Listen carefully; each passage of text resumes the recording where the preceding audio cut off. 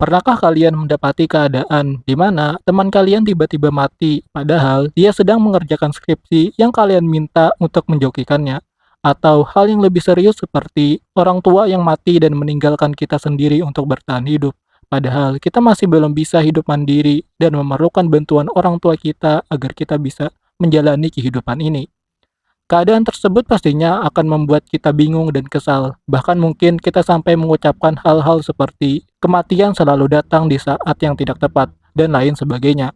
Dari keadaan ini juga membuat saya teringat pada sebuah ucapan dari Shiori Omi yang mengatakan kepada Hinako Yaotose di saat Hinako ingin mengakhiri hidupnya, di mana Shiori mengatakan kalau sama seperti orang tuanya Hinako yang mati di saat Hinako dan seluruh anggota keluarganya dalam keadaan yang penuh kebahagiaan, maka seperti itu juga seharusnya Hinako harus mati. Hinako harus mati dalam keadaan mencintai kehidupan ini, dalam keadaan di mana Hinako berada di pucuk teratas dari kehidupan ini dan merasakan nikmatnya kehidupan ini. Sampai di saat kematian itu datang, Hinako menjadi siap untuk menghadapinya, bukan dalam keadaan berduka atas kematian seluruh anggota keluarganya dan ingin mengakhiri hidup, padahal yang sebenarnya Hinako inginkan adalah hilangnya rasa kesepian dan rasa sakit dari matinya seluruh anggota keluarganya, bukan hilangnya kehidupan Hinako itu sendiri secara sepenuhnya. Dalam pembahasan kali ini, di sini kita akan menjawab sebuah pertanyaan. Apakah kematian selalu datang di saat yang tidak tepat? Dan bagaimana contoh kasus dari Shiori dan Hinako sebelumnya dapat memberikan kepada kita jawaban tentang masalah waktu datangnya kematian tersebut? Sebagai awalan pembahasan kali ini, di sini saya akan bawakan sebuah pembahasan yang terdapat dalam buku karangan Henry Manampiring yang berjudul Filosofi Teras, di mana di bab 11 pada buku tersebut terdapat sebuah pembahasan tentang kematian yang mungkin dapat kita gunakan sebagai referensi untuk pembahasan kali ini. Juga sekaligus kita akan membahas secara sekilas tentang konsep-konsep dasar yang melatar belakangi pembahasan pada bab 11 tersebut.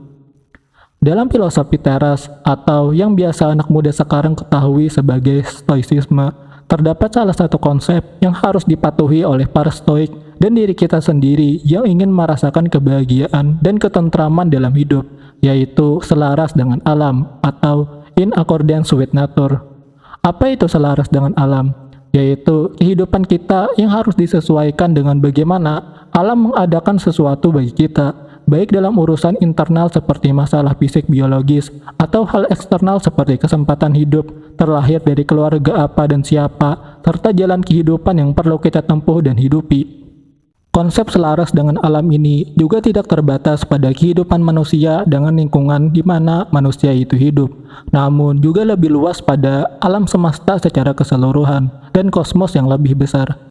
Hal ini juga berarti dengan hidup kita yang selaras dengan kehendak alam semesta serta tuntutan-tuntutan organiknya, maka kita akan menjalani kehidupan ini dengan bahagia karena kita tidak mencoba untuk melawan energi alam yang sangat besar dan masif untuk diri kita yang terbatas dan kecil sebagai debu kecil di hamparan gugusan bintang alam semesta yang luas dan besar. Konsekuensi dari konsep selaras dengan alam ini adalah sesuatu yang disebut sebagai keterkaitan, interconnectedness. Apa itu keterkaitan? Itu merupakan sebuah konsep yang mengatakan kalau setiap kejadian yang ada dan kita alami dalam kehidupan kita itu terjadi akibat jalinan hubungan peristiwa-peristiwa masa lalu yang saling terikat dan berinteraksi untuk menghasilkan dampak yang akan terjadi di masa sekarang yang sedang kita hidupi dan jalani.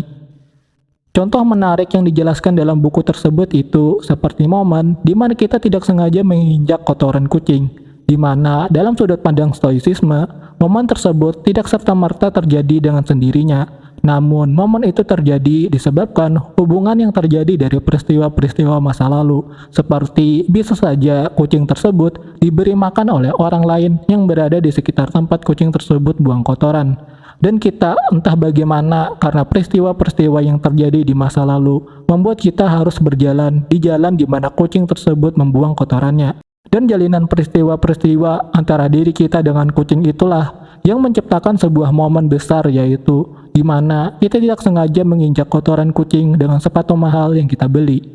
Jika seandainya kita marah terhadap momen tersebut, maka itu berarti kita tidak terima dengan keputusan alam semesta yang secara organik dan alami menciptakan momen tersebut berdasarkan sebab akibat dari peristiwa-peristiwa besar dan kecil di masa lalu. Mencoba melawan keputusan alam itu dengan marah-marah pastinya tidak akan merubah apapun dan siapapun. Hanya diri kita yang akan kelelahan dan terbebani oleh emosi negatif yang pastinya akan mengganggu produktivitas kehidupan kita pada waktu itu. Keputusan alam tetap tidak berubah karena energi alam yang sangat besar dan masif, dan manusia yang terbatas tidak dapat merubah keputusan alam itu, bahkan jika kita harus mengeluarkan seluruh kemampuan kita untuk mencoba mengubahnya. Fakta kalau momen itu terjadi adalah hal yang tidak bisa kita sangkal dan hilangkan sama sekali. Dari konsep inilah, kematian dalam sudut pandang stoicisme itu dibentuk, yaitu dari bagaimana kita menyadari kalau kematian itu merupakan sebuah keterkaitan antara peristiwa-peristiwa masa lalu yang menciptakan dampak kematian baik bagi diri kita sendiri ataupun orang lain di sekitar diri kita.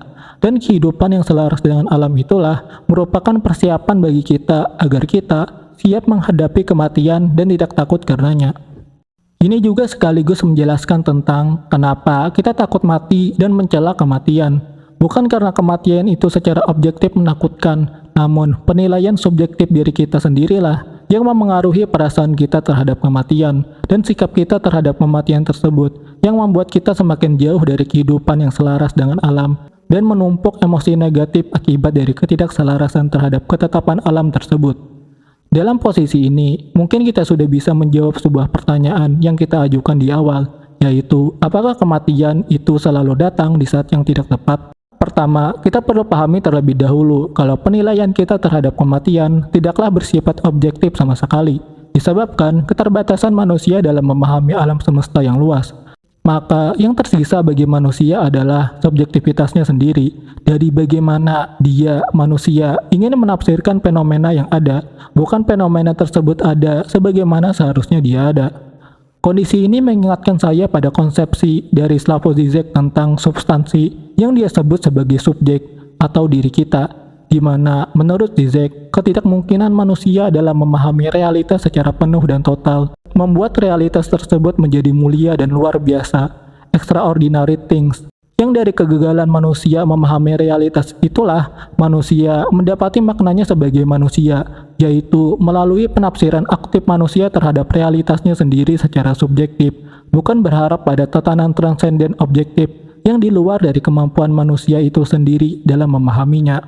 Maka dalam memahami tentang waktu terjadinya kematian, jawaban yang akan saya berikan tidak akan dijawab secara objektif yang pasti akan diterima oleh semua orang yang memahami pembahasan ini. Namun, jawaban atas waktu kematian yang selalu datang di saat tidak tepat itulah selalu berada di bawah kuasa dan kemandirian manusia dalam memahaminya, yaitu dari bagaimana kematian pada dasarnya selalu berada di kondisi yang totalitas tepat karena alam sebagai struktur yang nyata dan besar itulah menyediakan momen kematian itu bagi kita atau orang yang ada di sekitar kita.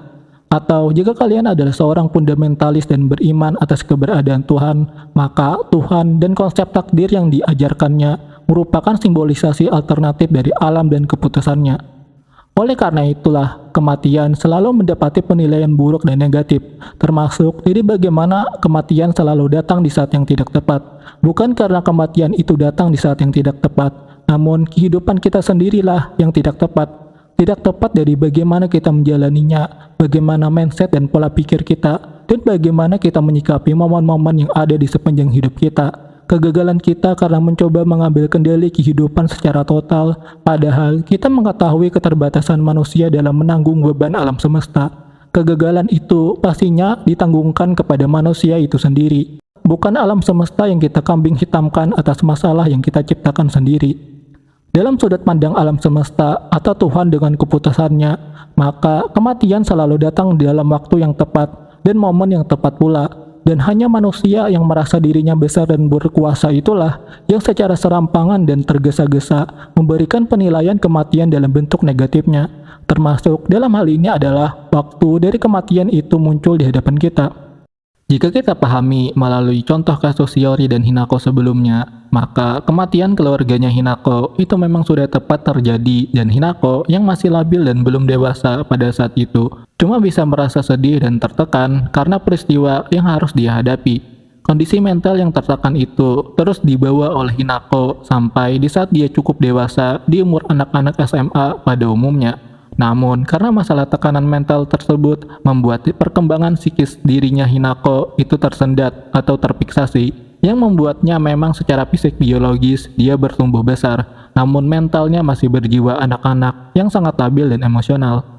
Fiksasi mental ini yang pada akhirnya menciptakan keputusan-keputusan hidup yang terkesan agresif dan bahaya, seperti keinginannya untuk mengakhiri kehidupannya sendiri. Pilihan-pilihan hidup tersebut tidak timbul dari bagaimana alam memberikan masalah tersebut kepadanya, namun tentang bagaimana sedari kecil, Hinako memang tidak pernah mempersiapkan mental untuk menghadapi kepastian takdir terhadap setiap makhluk hidup yang ada di alam semesta ini, yaitu kematian. Karena memang pola pikir pendidikan anak di zaman modern sekarang selalu berorientasi pada kebahagiaan dan menghindari rasa sakit.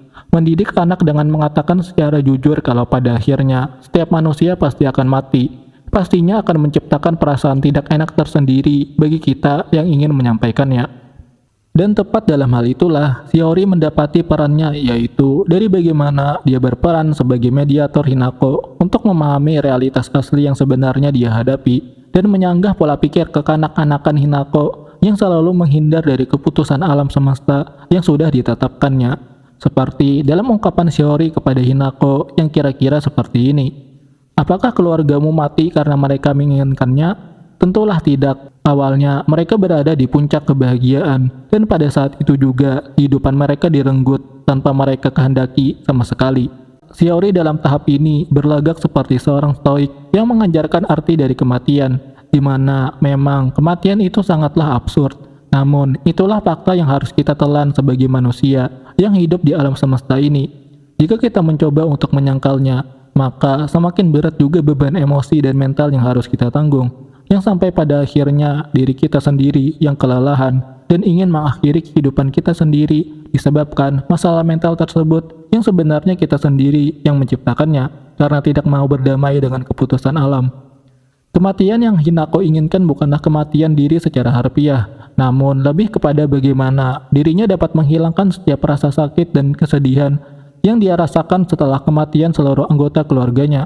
Dan Shiori dalam kondisi ini memberikan kepada Hinako sebuah keyakinan atau dalam bahasanya Zizek disebut sebagai ideologi yang membangun subjek Hinako dari awal sambil dengan menghapus subjek Hinako sekarang yang sudah rusak dan hancur setelah kematian seluruh anggota keluarganya. Dengan ideologi yang tepat terhadap alam semesta, maka subjek atau kepribadian yang timbul adalah sebuah kepribadian yang siap menghadapi setiap cobaan yang alam berikan kepadanya, karena sudah dikonfigurasi untuk kuat menghadapi setiap ketetapan alam semesta. Yang dalam contoh kasus Shiori dan Hinako sebelumnya, itu merupakan janji di mana Shiori memberikan kepada Hinako janji kepastian akan kematian, dan Shiori menjamin kematian Hinako tanpa mengganggunya.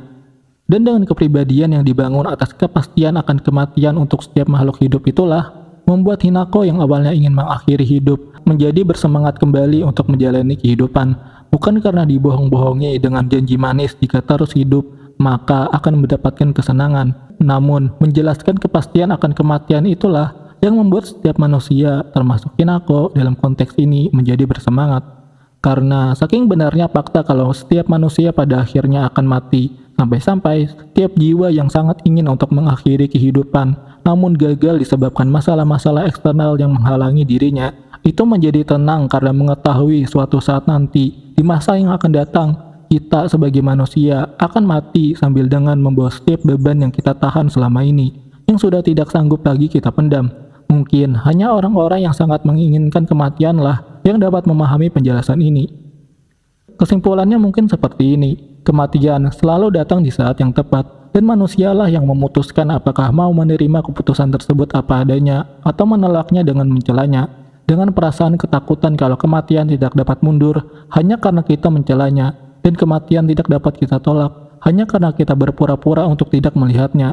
Kematian selalu bergerak secara pasti kepada kita, dan untuk orang-orang yang sangat mengharapkan kematian, fakta tersebut memberikan harapan kalau kehidupan berat yang selama ini mereka jalani itu mendapati maknanya, yaitu berupa kepastian kalau beban berat yang selama ini mereka pendam suatu saat nanti dapat mereka bebaskan beriringan dengan bebasnya jiwa mereka dari tubuhnya.